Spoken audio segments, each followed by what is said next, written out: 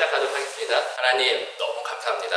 좋은 날씨를 주셨고 하나님께서 예배드리기에 오시되 허락하셨기에 이 자리에 왔습니다. 주님이 내 발걸음을 인도하지 않았다면, 주님이 나를 오늘 동안 오늘까지 보살피지 않았다면 어찌 저희가 하나님께 이 순간 예배드리고 찬양을 드리겠습니까?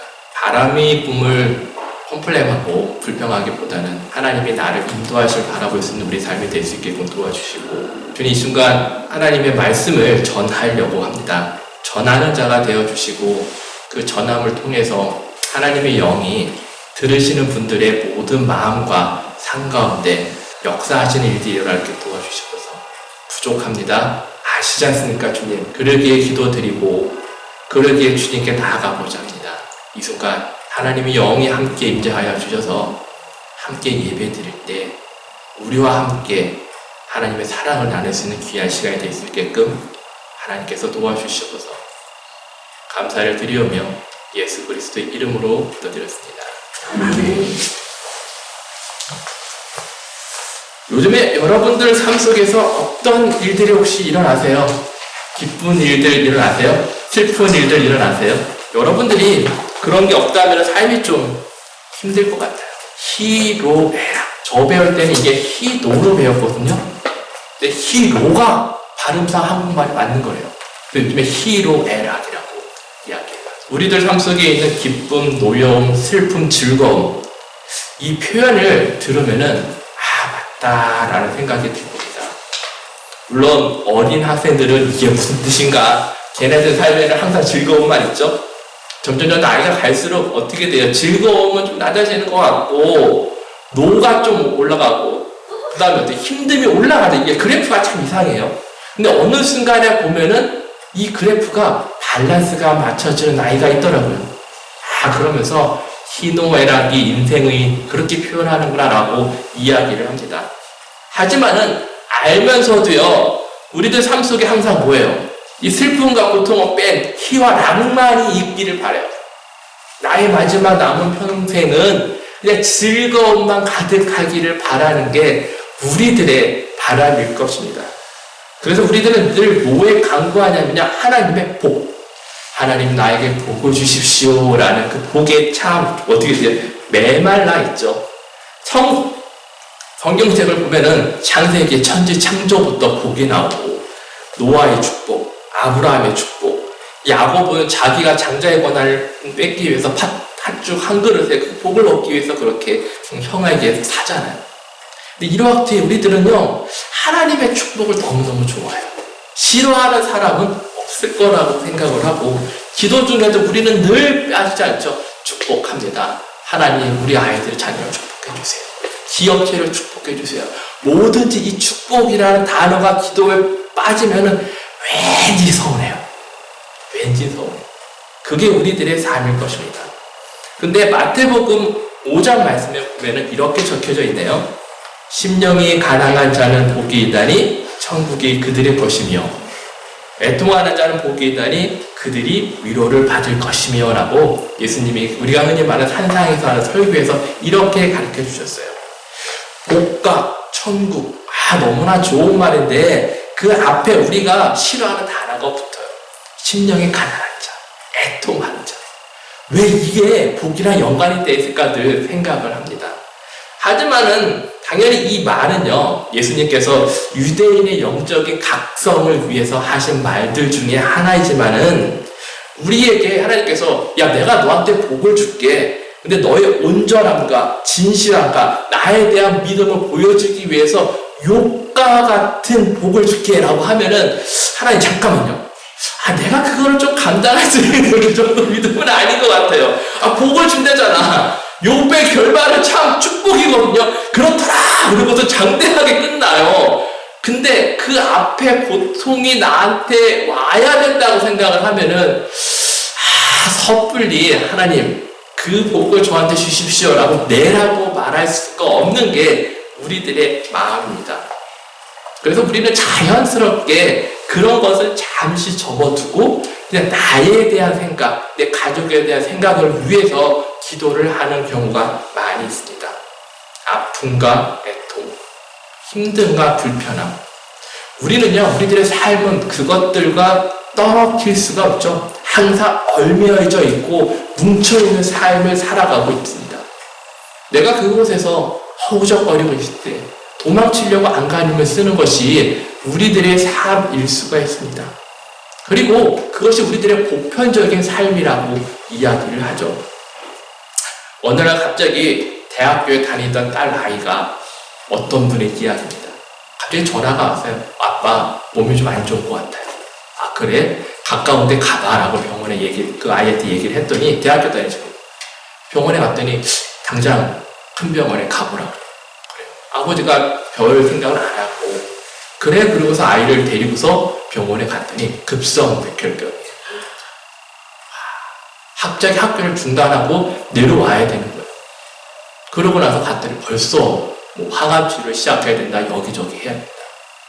1년 전의 이야기인데 매일 저한테 이렇게 업데이트가 오는데 어떻게 해요? 뭐 수치가 떨어져서 오늘 병원에 갑자기 들어가서 다음 그 항암 치료 마지막 단계까지 가야 되는데 가지 못하고 있어요.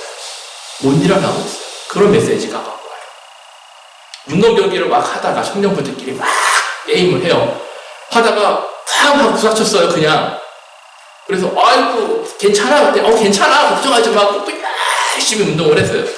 근데 애가 머리가 다쳐가지고 약간 다쳤다는 것보다 그냥 부딪힌 거예요. 그래서 이제 걱정이 되니까 친구들이 야 괜찮지 그러더니 아 괜찮아 걱정하지 마 하고 빠이빠이 하고 집에 보냈어요. 근데 아침에 얘가 출근을 안 한 거예요. 이상해요. 전화를 안 받아요. 왜지? 그래서 걱정되는 마음에 집에 갔더니 분명히 차는 있는데 애가 연락이 안 돼요. 문을 두들고 들어갔더니 애가 그래서 하늘나라에 가겠다 얘기했더라. 갑자기 부모님이 잘 서포팅을 해줬다가 대학생 아이가 갑자기 학교를 그만둬요. 너 왜 그래? 아 제가 경제적으로 좀 갑자기 힘든 일이 생겨서 일을 해야겠다. 아 그래? 그런 줄 알고 했는데 며칠 전에 다시 또 연락이 너무 힘들다고 해서 뭐하냐라고 했더니 아마존 택배 일을 하면서 이렇게 다니대요. 그리고 자기의 경제적인 어려움 얘기를 하는 거예요. 어떻게 해보려고 했더니 결국 안 됐다. 또 어떤 아이는 뭐라고 하냐면은 갑자기 학교를 그만두고 가야 된다. 왜 했더니 아버지가 이혼한 아버지가 집에 와가 횡패를 부리면서 자기 돈을 뜯어내고 너무 구타를 하니까 자기가 이걸 살 수가 없대. 경찰에 신고도 못해. 그래서 자기 타주로 가야 돼. 학교를 다 들어빼고 그 타주로 가버렸어. 이런 어려움들이 우리 삶 가운데 지금 실제로 일어나는 일이에요. 제가 들은 이 이야기가 1년도 안 된 이야기예요. 그것들이 실제적으로 일어나고 있어요. 피할 수만 있다면은 그것을 피하고 싶은 게 우리들의 마음이죠. 예수님도 그러셨어요. 예수님이 십자가에 못 박히기 전에 내 아버지여 만일 할만하시거든 이 자녀들에게서 지나가게 하옵소서라고 고백을 해요. 얼마나 힘드셨으면은 예수님도 그렇게 말씀하셨고, 근데 마지막은 뭐라 그럽니까? 나의 원대로 마시옵고 아버지의 원대로 하옵소서. 딸이 백질병으로 죽어가고 친구가 죽고 이런 일들이 일어나가는데 어느 누가 하나님 내 뜻대로 마시옵고 아버지 뜻대로 마십시오 라고 할 수 있는 그런 부모, 그런 자녀, 그런 친구가 과연 몇 명이나 될까요? 고통과 슬픔은요 그만큼 넘기 힘든 거예요. 어떻게 하면 우리는 그럼 아버지께 영광을 돌리며 살아나갈 수 있을까? 곰곰이 한번 생각을 해봐야 될 것 같아요. 그 영광과 아픔과 영광을 위해서 내 슬픔과 내 아픔을 어떻게 이겨내고 그분 앞에 부르심에 응답할 수 있을까? 오늘 한번 그 이야기를 하고자 해요. 그래서 제가 오늘 제목을 나를 보내신 하나님, 그러니까 나를 부르신 하나님이 아니라 나를 보내신 하나님이라고 한번 적어보았습니다. 첫 번째 함께 나눌 것은요, 상수리 나무 아래의 하나님입니다. 오늘 사사기 보면 여러분들도 잘 알고 계신 그 기드온의 이야기죠.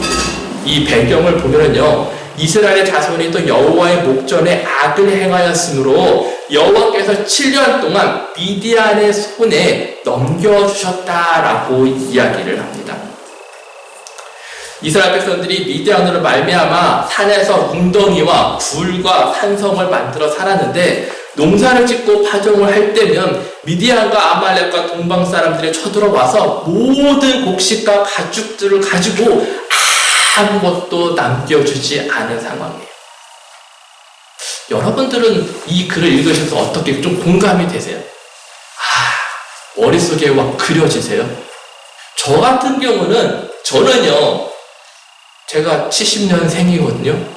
저는 뭐 6.25도 겪어보지도 못했고 아버님이 열심히 벌어가지고 그러니까 잘 사는 그런 건 아니지만은 그래도 뭐라 그럴까 뭐 쌀이 없어서 걱정해본 세대는 아니에요. 이게 참 요즘 세대의 문제점이 뭐냐면은 성경에는 어려운 과정을 되게 잘 설명하려고 노력을 하고 있는데 이 공감대가 우리 세대에게 잘 전달이 안 돼요. 그렇다고 해서 아픔이 없는 건 아니죠. 근데 상황과 이러한 것들이 좀 다르게 나타난다는 겁니다. 근데 이 공감하는 부분을 여러분들 좀 전해주고 싶은데 그래서 아까 방금 말씀하신 그런 부분을 이야기를 한 거예요. 며칠 전에 이제는 어떤 저희 동역자분을 만났는데 그분이 자기가 이민 올 때 야, 내 통장에 300달러밖에 없었어. 그 얘기 많이 하시더라고요. 이 부분을 공감을 많이 하시더라고요.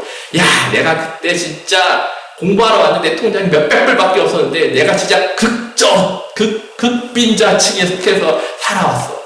아마 이렇게 하면은 이민 세대의 우리들은 약간 그게 더 공감이 돼요. 아유, 내가 진짜 그때 밥 먹고 학교 다니려고 맨날 아르바이트하고 맨날 어디 가서 진짜 먹고 맨날 음식 받아서 먹고 그런 쪽으로 많이 하더라고요. 지금 이 성경에 나오는 이 참혹한 현실들이 우리 삶 속에서는 다른 모양으로 조금씩 있다는 것이죠. 그리고 그것들이 없어지질 않아요. 나는 오늘도, 나는 내일도 내 가족과 내 삶을 위해서 일터로 나가야 되고 무엇인가를 해야 된다는 것이죠. 이 영상을 제가 한번 가져왔어요. 한 영상을. 당시에 이런 것들을 어떻게 공감할 수 있을까 생각을 해봤더니 대한민국이라는 나라 중에 일제강점기가 있었잖아요. 그때 있던 일들인데 이 영상은요, 김제 아리랑 문학 마을에 있는 정미서를 배경으로 한 이야기고 일제의 침략 속에서 굶주리고 고통받았던 시대에 농사질 땅도 없는 부녀자들의 이야기를 다루고 있어요. 되게 짧거든요. 그러니까 그걸 한번 같이 보실게요. 일제강점기 김제 부녀자들의 정말 힘겨운 삶을 마주할 수 있는 그런 곳입니다. 농사를 지을 수 없는 수없는 부녀자들의 삶은 너무나 비참합니다. 그들 역시 일제가 수탈하는 그 쌀이 생산되는 현장에서 일할 수밖에 없었겠죠. 일본인 지주에게 군납하거나 또는 일본으로 공출되는 쌀을 도정하기 위해 정미소가 운영되었는데요. 이곳에는요, 좀 더 빨리, 좀 더 많이 수탈하고자 정말 사람들을 감시하는 데 힘이 되었던 그런 소장들이 자리 잡고 있었습니다. 그리고 그 정미소 옆에는요, 부녀자들이 일하는 또 다른 공간을 만날 수 있는데요. 바로 일본인 권력자와 부자들에게 일등미를 제공하기 위해 깨지지 않은 온전한 나날을 골라내는 곳이 미선소입니다. 이곳에서 일하는 여성들은요, 하루 종일 쪼그려 앉아가지고 제대로 먹지도 못하고 화장실도 제대로 가지 못한 채 정말 이 나달들만 보며 골라내는 작업을 정말 끝없이 했습니다. 이들은요, 이름이 아닌 1번, 2번, 3번 번호를 불렸고요. 인간 이하의 취업도 견뎌가면서 일을 해야만 했죠. 배가 고파가지고 이 나달을 씹어 먹기라도 하면 일적으로 배를 맞고 쫓겨나기까지 했습니다. 그래요. 여성들이 가장 견디기 힘든 순간은요, 모든 작업을 마친 후였습니다. 일하는 부녀자들이 쌀을 몰래 훔쳐갈 수 있다는 이유로 작업을 마친 후에는요, 단 한 번도 빠짐없이 꼼주사라는 걸 받아야 했는데 멀쩡한 부녀자들의 그 몸을 정말 마음대로 더듬으면서 몸에 감춘 쌀을 찾아낸다는 것이었는데요.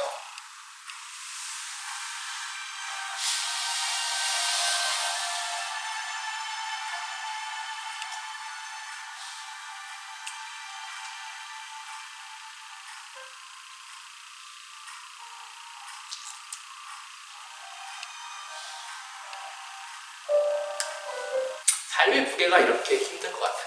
시대가 정말 틀리죠. 몇천 년 전에 있었던 미디안의 그 밑에서 기드온이 있던 삶이랑 백 년밖에 안 되죠. 100년도 안 되죠. 1900년대 있으니까. 그 시대랑 우리의 삶이랑 시대적으로 이렇게 연결이 되는데 이러한 고난과 어려움의 현실은 어떻게 해요? 계속 우리 안에 내 삶 안에 그냥 있는 거예요. 모양만 바뀌어서 지금 지내갔을 뿐이죠. 생각을 해보세요. 쌀 하나, 예쁜 쌀 하나를 앉아가지고 골라내는 거예요. 부서진 거 뺏고 그렇게 하는데 그 사람들한테 그게 얼마나 큰 유혹이겠어요. 내가 생전 먹지도 못했던 쌀이 앞에서 펼쳐져 있으니 얼마나 그걸 주워 먹고 싶은 그 심정이겠어요. 근데 제가 말씀드리고 싶은 것은 그 일을 내가 한 번만 해야 되는 게 아니라 오늘도 해야 돼요. 내일도 해야 돼요. 그 다음날도 해야 돼요. 계속 해나가요. 여러분들 삶 속에 예를 들어서 내가 오늘 이 직장을 왜 가야 돼? 내가 오늘 여기 가서 뭐 하는 거지? 이거를 계속 반복되는 일이라고 생각을 하시면은 어떤 생각이 드세요? 정말 하기 싫어질 거예요. 내가 뭐 하고 있는 거지? 내가 지금 여기서 뭐 하고 있는 거지라는 생각이 들고 있을 겁니다. 6장 5절에 보니까 이렇게 적혀져 있네요. 이는 그들이 그들의 짐승과 장막을 가지고 올라와 메뚜기 떼같이 많이 들어오니 그 사람과 낙타가 무수함이라 그들이 그 땅에서 들어와 멸하라 하니 이스라엘이 미디안으로 말미암아 궁핍함이 심한지라 이에 이스라엘 자손이 여호와께 부르짖었다. 내가 부르짖었다고 하죠. 내가 어떻게 돼요? 너무너무 괴로울 때는요. 할 수 없을 게 너무 많을 때는요. 우리는요. 하나님을 찾게 되어 있습니다.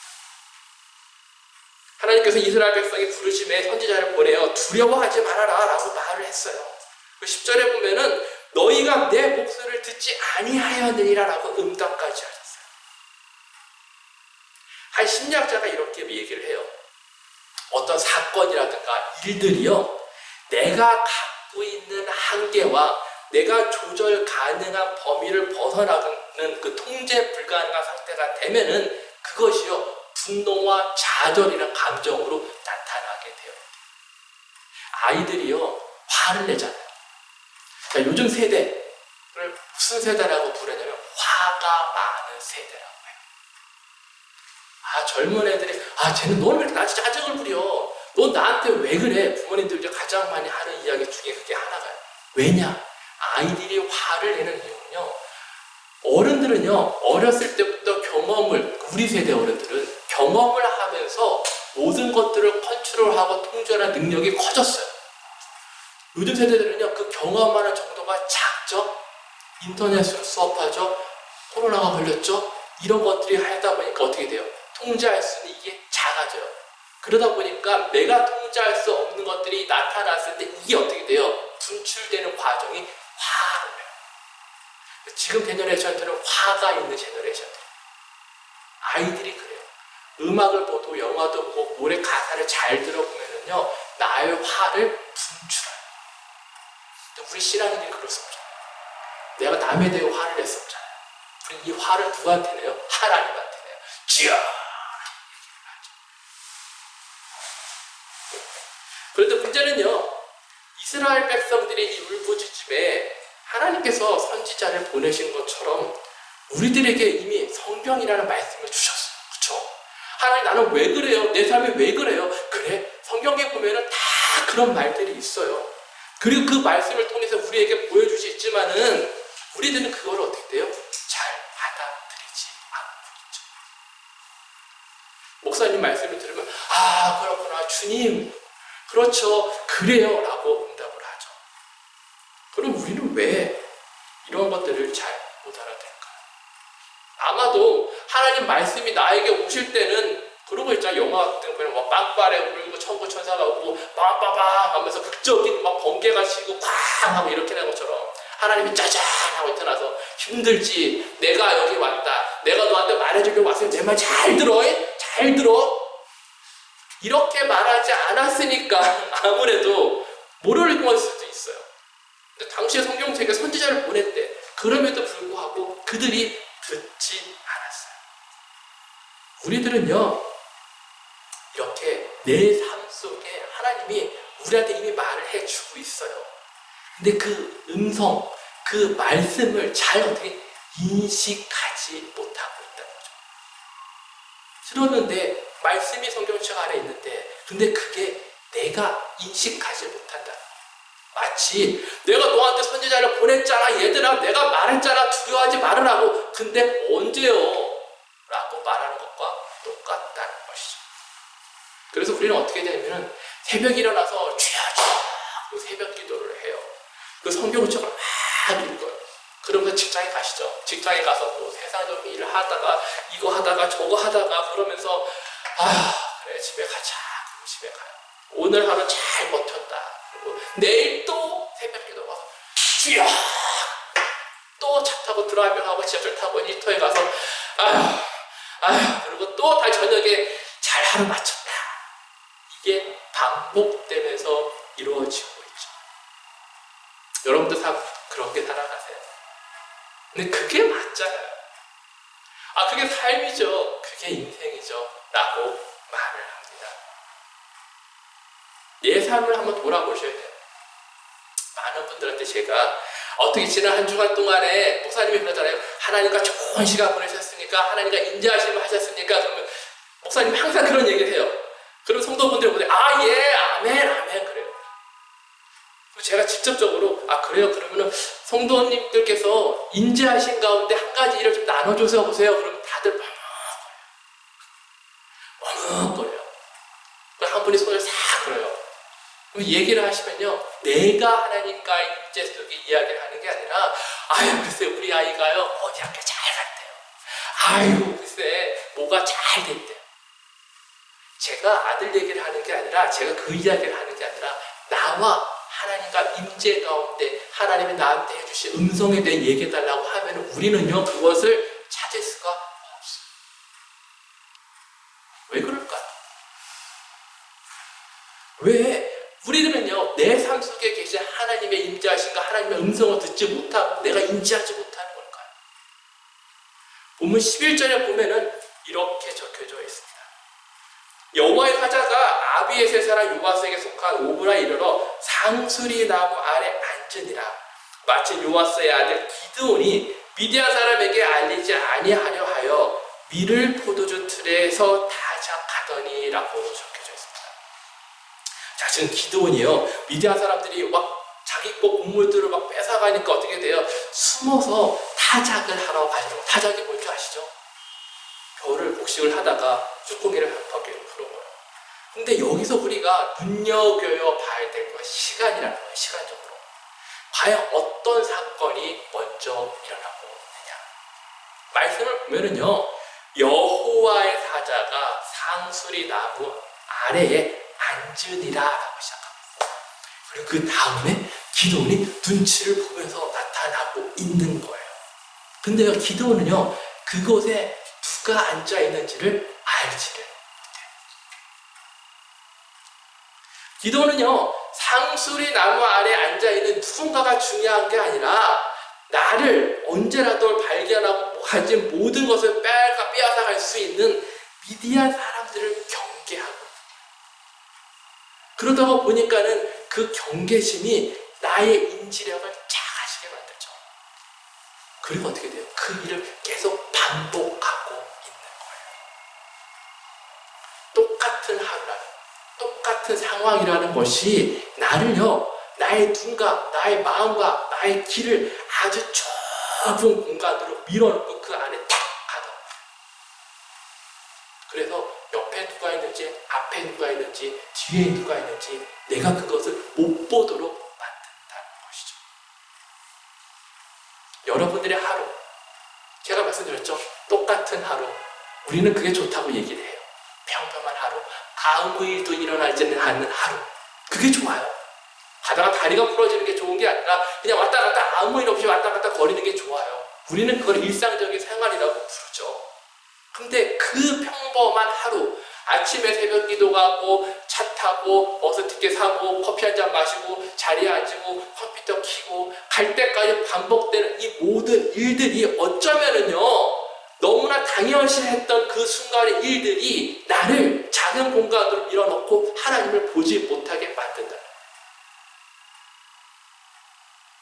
따라서 우리는요 이 틀을 깨야 돼요. 이 틀을 깨고 나의 영적인 레이더를 좀 어떻게 크게 만들어서 하나님이 나한테 지금 어떤 모습으로 어디에 앉아 계신지를 바라볼 수 있는 사람이 되어야 한다는 것입니다. 에베소서 1장 18절 19절에 보면 이렇게 적혀져 있어요. 하나님의 영이 저와 여러분들의 마음의 눈을 밝히시면은 그분의 부르심의 소망이 무엇인지 알게 해주신다고 이야기를 하고 있습니다.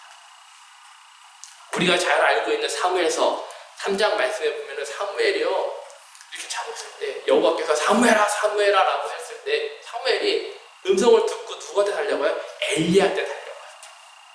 자 봐보세요. 하나님의 음성이요 아까 말씀드렸던 쾅쾅쾅 번개 번쩍번쩍 치고서 사무엘아 사무엘아 그럼 당연히 하나님인지 알아요. 아마 엘리야한테 갈 필요가 없어요. 근데 그 음성이 일반적인 목소리를 들렸고 특별히 제가 개인적으로 생각하기에는 엘리야와 같이 나이 드시고 그런 할아버지의 목소리처럼 들린 거예요. 즉 일상적인 생활에서 전혀 특이점을 찾아볼 수 없는 그냥 평범한 음성을 들렸기 때문에 엘리야한테 간 거예요. 그렇다면은 여러분들은 어떠세요? 하나님이 나한테 오늘 어떤 음성을 들려주실까? 하나님이 나한테 어떤 모습으로 와주실까 생각을 했는데 우리의 뇌는요 벌써 하나님의 음성이 어떤 건지 딱 정해놔요. 그 정해놓은 거예요. 그 목소리가 아니면 전혀 하나님의 목소리라고 어떻게 돼요? 내가 인정하고 싶잖아요.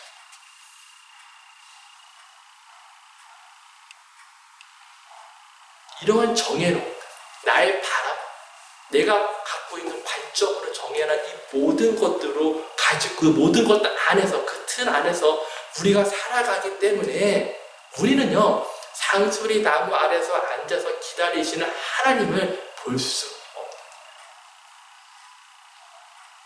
여러분들이 그 틀을 깨야겠죠. 내 마음의 눈 하나님의 영을 통해서 그 눈과 그 모든 것을 깨어졌을 때 여러분들이요 그제서야 비로소 상수리 나무 아래 더 나아가서 내 삶 가운데 어딘가에서 나의 옆에 앉아 계신 하나님을 어떻게 돼요? 찾아볼 수가 있다는 거예요. 새벽기도 가시라는 게 아니에요. 제가 말씀드린 것은 내가 정해놓은 반복적인 틀이 어쩌면 나를 못 보게 만들 수 있다. 나는 새벽기도에서만 하나님 만날 거야. 나는 성경책 읽기 때문에 하나님 만날 거야. 그 틀이 나를 작은 공간에 밀어넣는다. 그거를 깨기 위해서는 하나님의 영이 필요합니다. 두 번째는요, 내 삶의 모든 것을 타작을 해야 해요. 하사기서 우리가 아까 읽었던 걸 잘 보시면은요, 11절 마지막 부분을 보면은 기드온이 미디어 사람들이 곡식과 가축을 다 남기지 않고 뺏어가니까는 어디에 가냐면요, 포도주 틀 안에 들어가 숨어서 타작을 한다고 했어요. 사진에 보면은 포도주 예전에 그 공간이 이렇게 땅 속에 있습니다. 근데 저 밑에 들어가서 타작을 하는 거예요. 하지만 일반적으로 당시 시대 농부들이 타작을 하는 방법은요, 곡식을 가져다가 알곡과 축정이를 모르겠죠. 그러고 나서 그것을 타작한 다음에 겨가 바람에 쉽게 날아가도록 언덕 위에 가야 돼요. 언덕 위에. 언덕 위에 바람이 이렇게 해야지 찌꺼기에 날아가는 거잖아요. 근데 그거를 지금 밑에서 하고 있는 거예요. 그리고 이 작업이요, 하루아침에 되는 게 아니에요. 온종일 걸려요. 밤을 새고 그렇게 하는 작업이었어요. 하지만 기드온은요, 미디안 사람들의 공격을 피해야 되기 때문에 언덕이 아닌 땅속 포도주 틀에서 해야만 했고, 소나 도구를 이용해서 대량으로 해야 될 것들을 어떻게 돼요?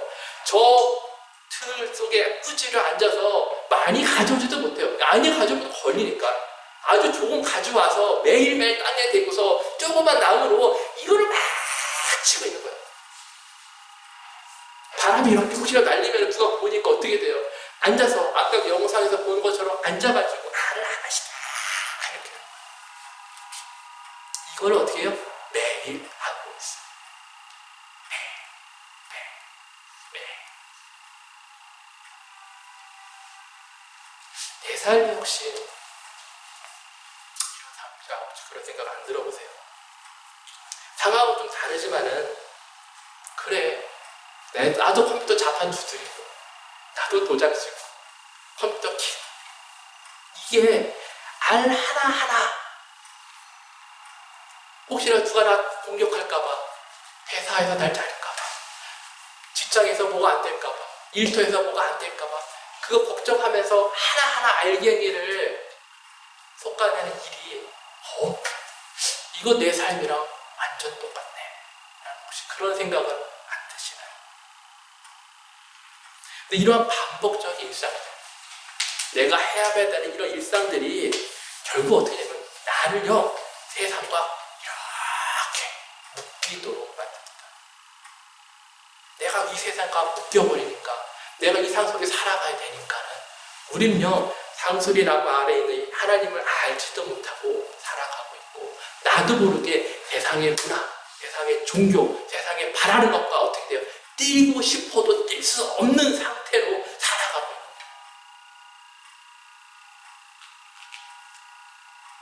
거예요. 어쩔 수 없잖아요. 먹고 살아야 돼요. 어쩔 수 없잖아요. 살아가야 돼요.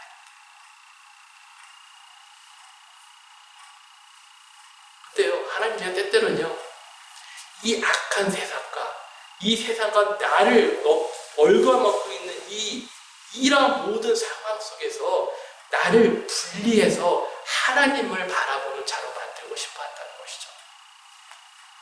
우리의 삶, 이 삶을 통해서 하나님이 나를 세상과 분리하는 작업을 하고 있다는 거예요. 기도원이요, 힘들게 하루하루 타작하는 일들은 정말 고통스러워요. 가기도 싫고 잡혔다가 맞을 수도 있고 죽을 수도 있기 때문에 눈 떠서 매일 그곳에 가는 게 고통스러울 거예요. 하지만은 이러한 것들이요 어떤 결과를 나타나냐? 바알을 섬기는 이스라엘 백성들이 그때 바알 때문에 하나님부터 벌을 받고 있는 중이잖아요. 아침 일어나서 이스라엘 민족과 있는 게 아니라 나는 포도주 들로 가야 돼. 이방인을 섬기는 민족과 나를 분리하는 작업을 하시는 거예요. 또 타작을 하잖아요.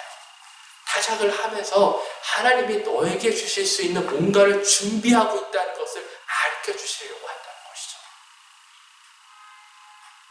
여러분들 삶, 내가 고통 속에만 있고 내가 힘든 속에만 있다고 생각을 하시면은요, 우리는요, 하나님이 내가 지금 하고 있는 이 일을 통해서 나를 어떤 것과 분리하고 싶어 하시는지를 우리가 못 볼 수가 있다. 하나님은 그 작업을요, 기도 안에 하게 하고 계시는 거예요. 너는 포도주 안에 들어가. 내가 너를 분리시킬 거야. 세상의 악한 일로부터 이방신을 섬기는 그들로부터 너를 분리시킬 거야. 너를 분리시키기 위해서 그 작업을 하고 있다는 것이죠. 여러분들 삶을 한번 되돌아보세요. 혹시 내 삶 가운데 혹시 그런 일이 있으셨는지, 하나님이 나를 어려운 일을 통해서 하나님이 나를 무엇인가로부터 분리하는 작업이 있으셨습니까? 제가 이제 2010년도에 제가 미국 2010년도에 왔어요. 그래서 15년 돼가는 것 같아요. 2010년도에 한국에 있는 선교단체에 있었는데 그때 제가 이제 IT 지진 났을 때 갔어요. 그래서 ITC 났을 때 3일 만에 갔나? 그랬을 거예요. 거의 한국 팀들 중에 가장 먼저 간 팀이었고, 그래서 제 거 동영상이 거기 나와요. MBC 방송국에. 그때 뭐죠? 담비라는 프로그램 나와요. 그때 가가지고 있는 중에 저희 그 목사님, 대표 목사님부터 제가 일본에 공유하고 가거나 어디 경유하고 가는데 전화가 왔어요. 4월 달에. LA에서 홈리스 사역을 하시는 목사님이 지금 급하게 가정에 문제가 있어서 들어가셨는데 모든 걸 다 정리하시고, 우리가 그걸 좀 다시 이어서 해야 되는데 갈 수 있겠냐라고 해서 제가 진짜 나쁜 남편이었습니다. 네, 좋습니다. 4월달 하여튼 중순이가 말이 기억이 안 나요. 전화를 받고 네 가겠습니다. 저는 무조건 내려갑니다. 네, 내가 갑니다. 하나님의 은혜죠. 집에 와서 비행기 타고 가면서 우리 아무래도 6월달쯤에 가야 될 것 같아. 한 달도 안 돼서 우리 와이프가 거짓말 소리 하지 마. 무슨 말도 안 되는 소리야. 그래서 5월인가 하여튼 마치고서 5월 4월 말에인가 5월 초에 왔어요. 짐 싸. 그래서 온 게 6월 10날 왔어요. 하여튼 다 싸고 한 달 만에 다 와이프 막 직장 다 그냥 하고 그렇게 와가지고 홈리스 사역을 해야 되는 거예요. 제가 홈리스 사역 해본 적이 없죠. 근데 와가지고 보니까는 그 목사님이 저녁마다 노숙자분들 밥을 이렇게 급식을 하는 그걸 하셨어요. 제 일을 이제 이걸 계속 하려면 아침에 새벽같이 그 철치밴을 다 끌고 가서 푸드뱅크에 가서 짐을 음식 이만큼 실어가지고 와서 그 빌린 그 교회 주방에 가서 말씀해드리면서 교회 주방에서 숲도 만들고 음식을 만들어서 오후쯤에 나가서 그 홈리스 분들한테 음식을 나눠주는 게 그런 일이었어요. 그래서 힘들게 열심히 하는 거 있었죠. 낮에 이제 시간이 나면은 뭐 할지를 모르니까 홈리스처럼 그 LA에 홈리스를 많은데 뉴스에 가끔 나오죠. 이렇게 막 텐트 쳐놓고 거기에 가가지고 그 친구들을 앉아서 이야기하는 게 저의 그냥 방법이었어요. 아이디어가 안 떠오르고 뭘 해야 될지. 그런데 얼마 지나고 하니까는 참 신기해요. LA시에서 음식 나누는 거 주는 것도 하지 말래요. 더럽다고. 할 게 더 없어지는 거예요. 그거라도 했는데 이거 어떡하나 라고 했는데 그 친구들이 보니까는 야 그러지 말고 자그마한 작은 공간을 얻어서 우편물을 좀 받을 수 있게끔 해달래요. 그래서 그 주소로 온 우편물을 이렇게 나눠주다 보니까 한 200명의 애들이 자기들 편지를 왔다 갔다 하고 그래? 그럼 뭐 할까 봤더니 이메일로 할 줄 아네. 컴퓨터를 와서 2대를 와서 구해가지고 와서 이메일 해주는 거 하다 보니까는 사람들이 줄을 서요. 줄을 서니까 뭐하나 라고 해서 좀 더 해야겠다라고 하니까는 컴퓨터를 또 10대를 더 갖다 왔어요. 그렇죠. 애들이 많이 와요. 우리 친구들이 200명 와요. 되게 많이 오네. 또 어떻게 하지? 저 혼자 할 수가 없으니까는 어떻게 할까라고 하던 중에 그때 이제 길거리에서 만난 그 거리에서 노숙자분들 만난 친구 중에 샤논이라는 친구가 있었어요. 그 친구랑 얘기를 하고 하다 보니까는 뭐 생각이 좋은 거야. 여기 할 수 있는 애들이 많아. 너 뭐가 필요해? 야 컴퓨터 내가 이거 언제 다 하냐? 컴퓨터 하는 친구들 데려와서 네가 이거 좀 해줘. 그리고 나서 음식 할 때 그 음식을 가져온 트럭에 음식을 못하니까 파키장이 있었어요. 저걸 뭐하나 라고 했더니 친구 야 너 뭐하냐 했더니 자기 그 트럭 라이센스가 있대. 야 그럼 저거 갖다가 이삿짐이나 나누자. 그래서 한국인 분들한테 제가 홈리스 분들을 데리고 이삿짐을 나눕니다. 이삿짐을 날랐어요. 이삿짐 날르다 보니까 이것도 되네. 그래서 어떤 목사님이 야 너희 저녁에 다니까 밤에 내가서도 되냐? 그러세요. 공간 남는데 밤에 목사님이 오셔가지고 예배도 드리고 그렇게 하다 보니까 예배도 드리고 뭐 하다 보니까 한 24시간 오픈을 하게 됐어요. 또 어떤 친구가 자기한테 자기는 음악을 잘하네. 그래 그럼 뭐 해줄까? 기타를 사달래. 자기가 기타를 가르쳐주겠대. 그래 그럼 30불짜리 기타 5개 사가지고 기타를 해. 기타 교습을 하기 시작을 했어요.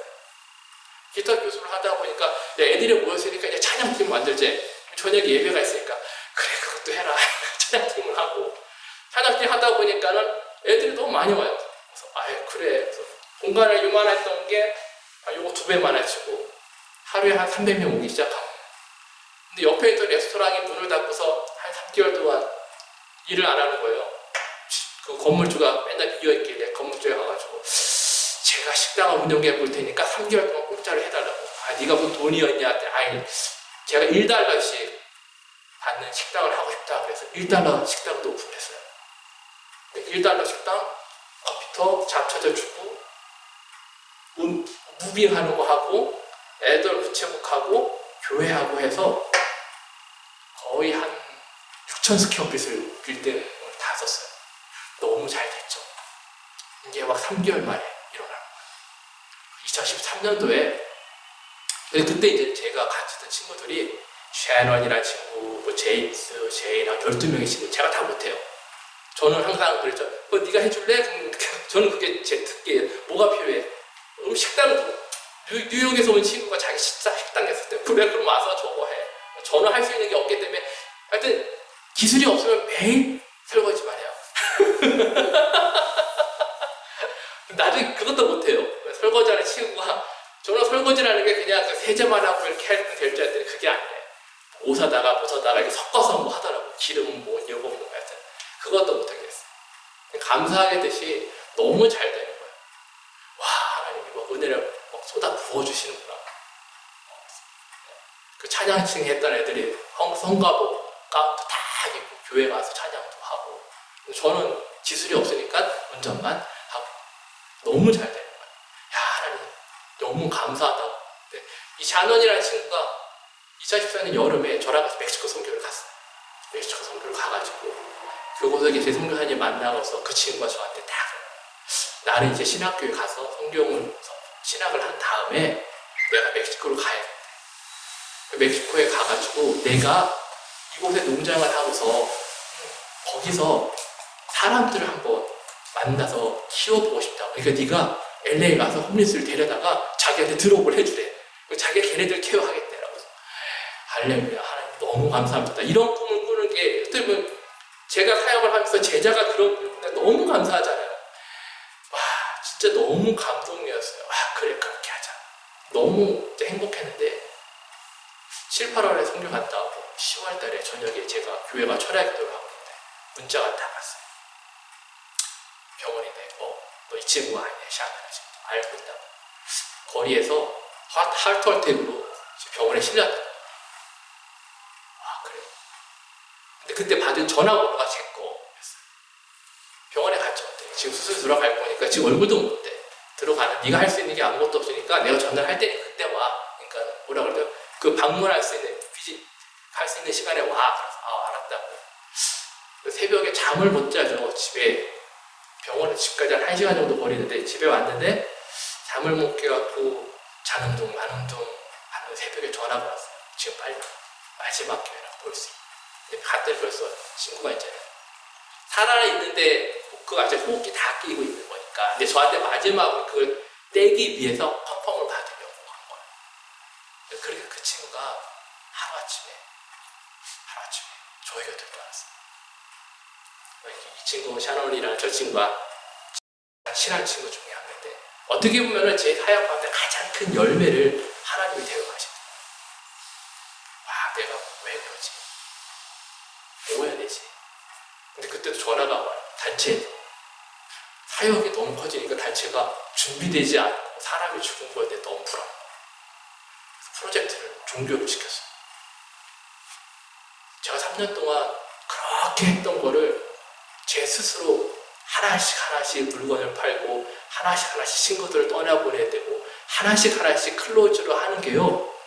마음에 이게 하나씩 뭔가 없어질 때마다 대못을 받는 것 같아요.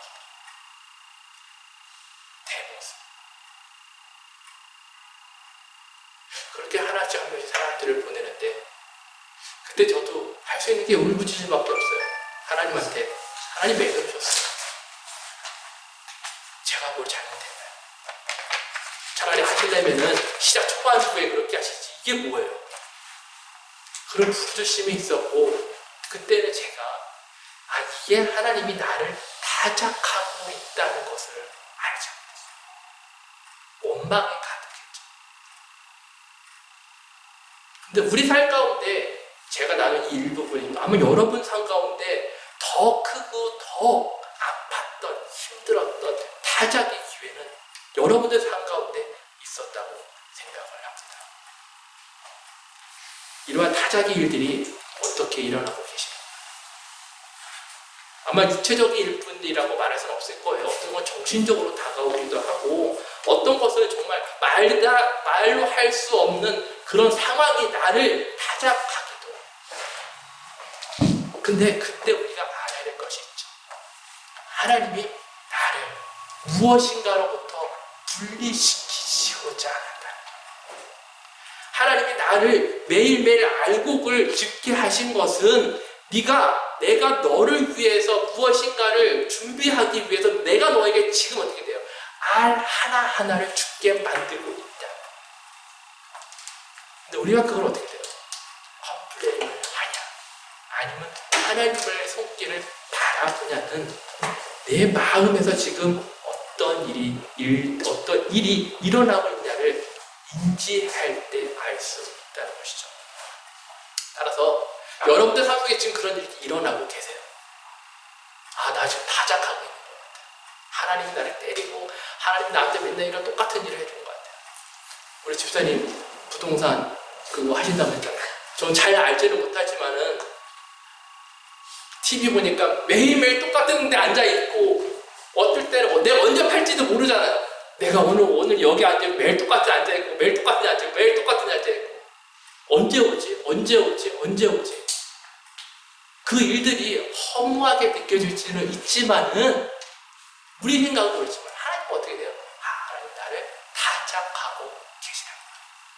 하나님이 나를 다른 거와 분리시키고 하나님이 나를 훈련시키고 있구나라고 우리가 생각을 해야 되는 것입니다.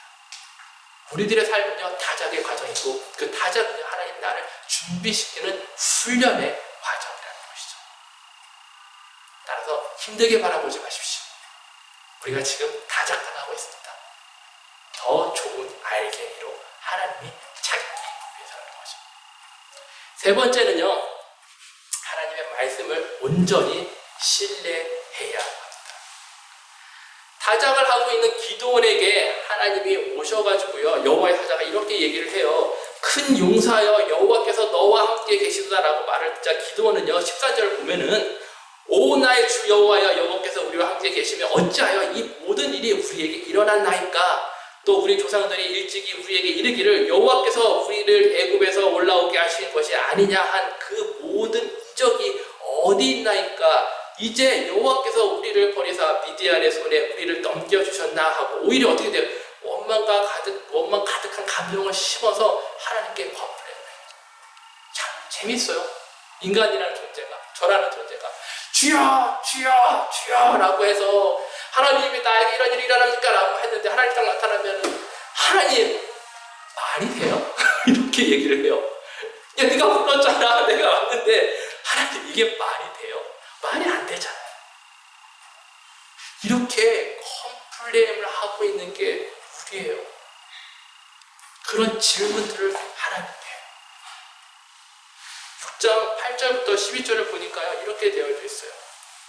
여호와께서 이스라엘 자손에게 한 선지자를 보냈다고 되어 있고 그 다음에 9절에 보면은 모든 자의 손에서 너희를 건져내고 너희가 주었다고 얘기를 하고 있어요. 하나님이 이미 하신 거예요. 하나님이 우리 일이 하시는데 그 믿음의 정도 하나님이 우리한테 하셨던 그 믿음을 우리가 어떻게 믿지 않아요. 왜 믿지 않아요?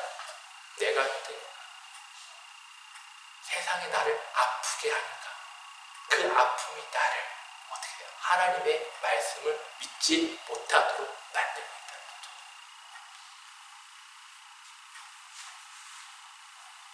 그러니까 10절에 이렇게 돼 있어요. 내가 내 목소리를 듣지 아니하셨다. 하나님께 질문을 던져드리기 전에 나를 먼저 바라봐야 돼요. 하나님 왜요? 왜? 그 말을 하기 전에 하나님이 네가 내 목소리를 듣지 않았다.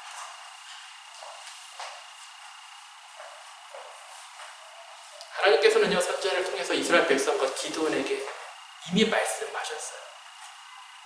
하지만 그들은 이거를 믿지 않아요. 근데 왜? 우리들은 이스라엘 백성들은 왜 그 말을 믿지 않는다는 거예요? 왜 여러분들은 하나님이 성경 속에 주신 그 말씀을 믿지 못하고 계속 질문을 하냐?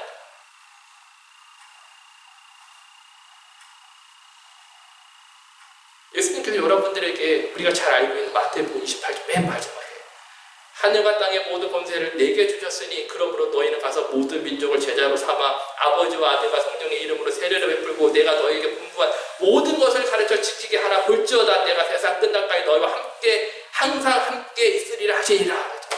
항상 함께 계신데 힘 주셨대요. 근데 우리는 왜 믿지 못하냐?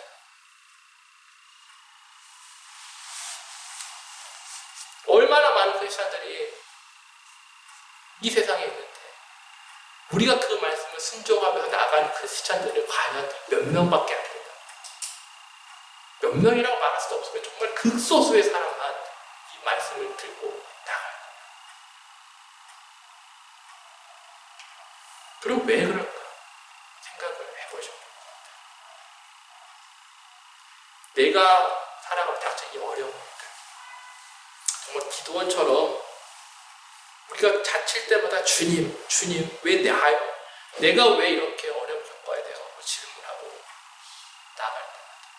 하나의 성경 말씀을 볼 때마다 우리들은요, 내가 정말 이 말씀을 믿고 있는 건가? 라는 생각을 하죠.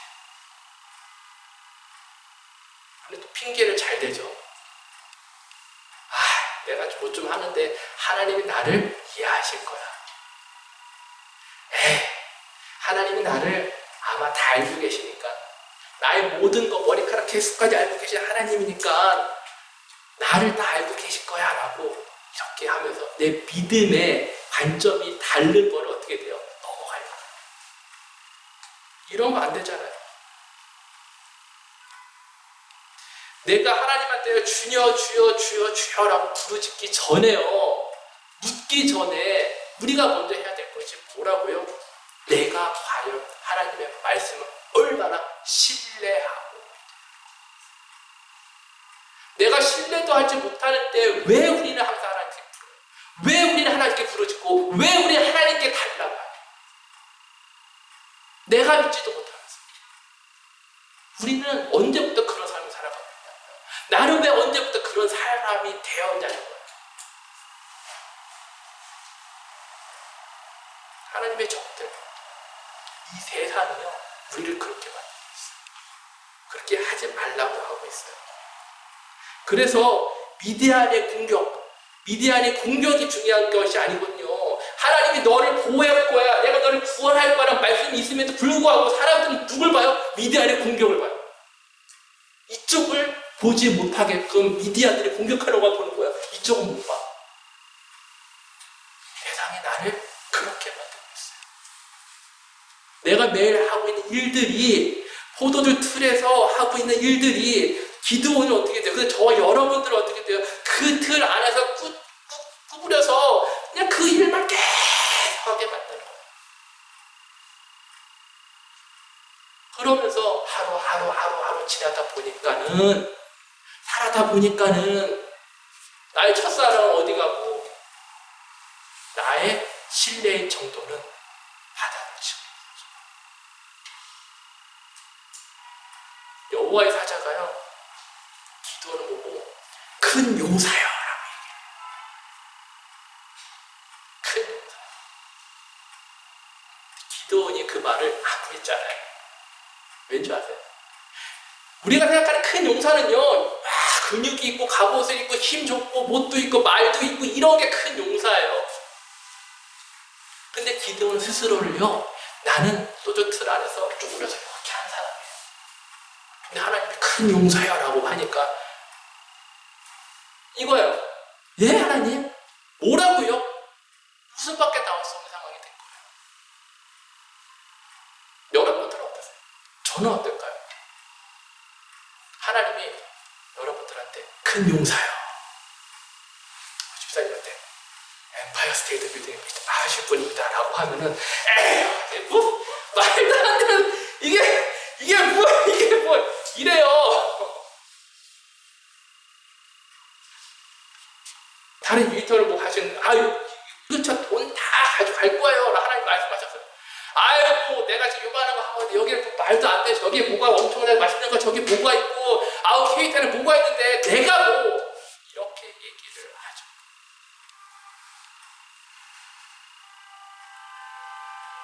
제가 이제 전도 훈련을 교회마다 돌아다니면서 하고 있잖아요.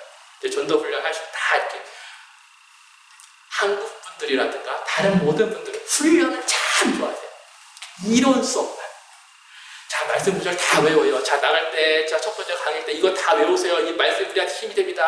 나갈 때 구호 외치시고 기도하시고 주여 하고 나가는 겁니다. 라고 해서 이제 다음 주는요, 다 모여가지고 노방정도 할 겁니다. 자, 참석하신 분 있으면 손을 안 들어요. 집사님 가셔야죠. 노방정도 가셔야죠. 내가 나이가 몇 살인데 내가 영어를 할 줄 아나. 젊은 애들이 낫지. 내가 가서 뭐 해. 내가 어떻게 뭐 밥값이라도 줄까? 그렇게 얘기를 하세요. 내가 갖고 있는 약점, 단점, 이러한 모든 것은요, 누가 만들었어요? 하나님 만들었나요? 아니죠. 누가 만들었어요? 세상이 만든 거예요. 내가 갖고 있는 나의 단점은요, 세상이 나를 바라보는 관점이에요. 근데 우리는 참 신기해요. 나 그렇게 살고 싶지 않은데 나 스스로가 나는 그거 못해요. 내가 이미 세상 안에 아까 말씀드렸죠? 꽉 잡혀있어요. 그러니까 큰 용사야! 라고 했더니 안 믿는 거예요. 근데요, 하나님의 관점은 하나님은요, 공간 안에서, 틀 안에서, 어두운 곳에서 매일 똑같이 그 일을 하고 있는 기도를 바라보게 해요. 하나님이 바라봤을 때 그 사람은 용사인 거예요. 하나님의 관점과 하나님의 바라보시는 큰 플랜은요, 여러분 한 사람 한 사람을 다르게 봅니다. 그걸 우리가 알아야 되는 거예요. 하나님은요, 이미 기도를 통해서 미디안들의 손에서부터 이스라엘 백성을 구원할 사람, 용사를 불렀어요. 여러분들은 선택하셔야 돼요.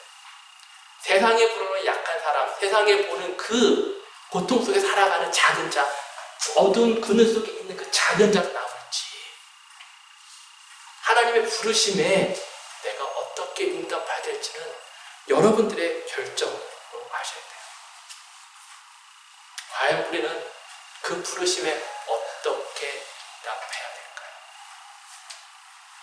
15절에 보니까는 오 주여 내가 무엇으로 이스라엘을 구원하리오까 보소서 나의 집은 므낫세 중에 극히 약하고 나는 내 아버지 집에서 가장 작은 자니이다라고 하나님께 말씀하시겠어요. 아니면은요 16절에 내가 반드시 너와 함께하리라 라고 그 명령에 순종하고 믿고 나가는 신뢰의 모습을 보여줍니다. 6장 25절에 보니까요 그날 밤 여호와께서 기드온에게 이르실 때 내 아버지에게 있는 수소 곧 7년 된 둘째 수소를 끌어오고 내 아버지에게 있는 바알의 제단을 헐며 그 곁에 아세라 상을 찍고 나가있어요. 하나님이 하시고 싶은 이스라엘의 우상을 섬기는 그 일들을 지금 기도를 통해서 하시고 싶어요.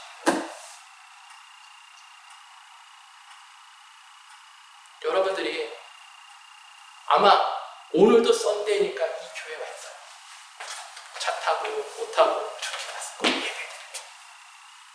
하지만 제가 이렇게 한번 말씀드리고 싶어요. 하나님이 여러분을 이 지미션 교회에 보낸 것이다. 하나님이 너를 일터로 보낸 것이다. 하나님이 너를 그 가정으로 보낸 것이다. 하나님이 너를 그 선교지에 보낸 것이다. 같은 일상입니다. 하지만은요, 하나님의 관점으로 내가 똑같은 일을 하면은요, 그거는 부르심에 가는 거예요. 내 신뢰의 표현이고, 내 믿음의 표현을 하나님께 드리고 있다는 거예요. 하나님들을 보시기에 여러분들은요, 정말 최고의 용사입니다. 왠지 아세요? 그 어려움을 무릅쓰고 매일 똑같은 일이라고 세상이 말하지만 그곳에 가시잖아요. 그러니까 하나님이 여러분들을 쓰려고 하시는 거예요. 그러니까 하나님이 여러분들을 통해서 지금 그 일을 해가시려고 하시는 거예요.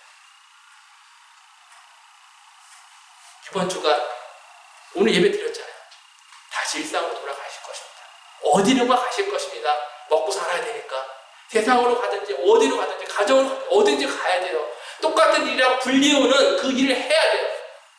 하지만은 오늘 말씀 이후에 여러분들이 내가 하나님한테 하나님이 나한테 과연 어떤 모습으로 지금 나아가고 있는지 그 부르심이 무엇인지를 생각하신다면은 내 지금 발걸음 하나하나는 내 일상 속에서 반복되는 것들 하나하나가 다 다르게 보이실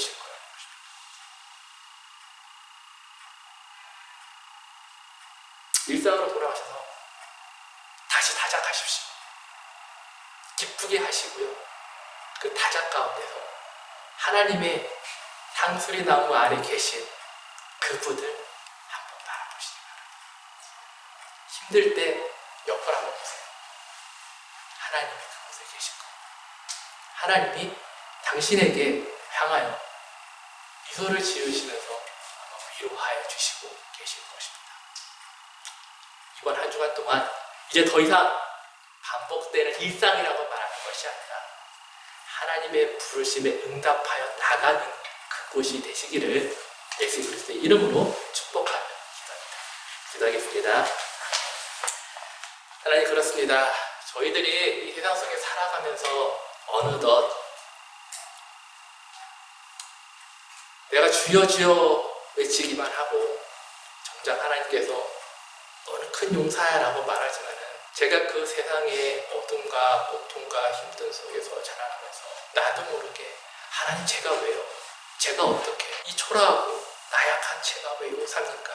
라고 고백하는 저가 됐어요. 오늘 말씀처럼 하나님이 용사를 불렀어요. 하나님, 우리들 모두가 기도원처럼 앞으로 나갈 수 있게 내가 너를, 이제는 저희들의 선택입니다. 하나님, 내가 이번 한 주간 동안 그 부름에 믿고 따라가는 자가 될 수 있게끔 도와주시옵고, 이를 통해서 하나님이 나를 타작한 그 모든 것들이 기쁨과 그 모든 것들이 하나님의 영광을 위함을 깨달을 수 있는 그런 시간이 될 수 있게끔 도와주시옵고, 다시 한번 주님께 저희들의 시간, 저희들의 모든 것을 올려드려 주님, 나를 주님의 용사로 선택, 예수 그리스도의 이름으로 기도드렸습니다.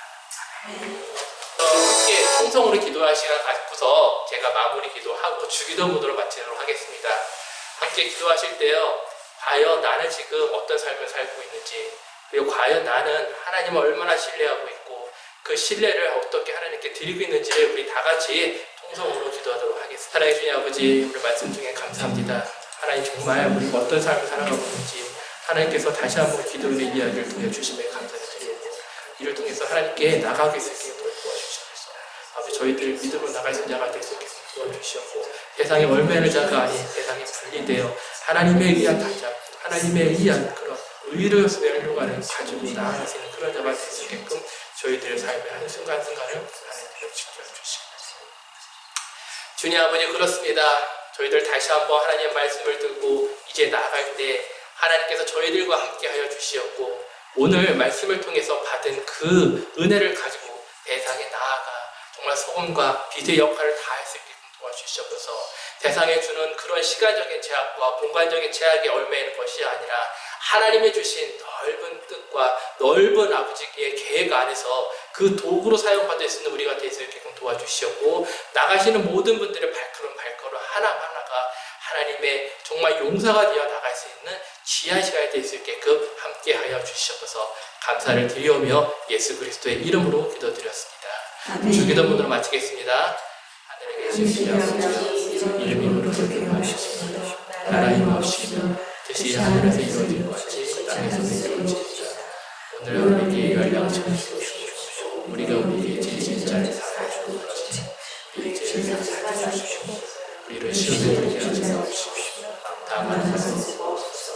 나라와 권세와 영광이 아버지께 영원히 있사옵나이다. 아멘.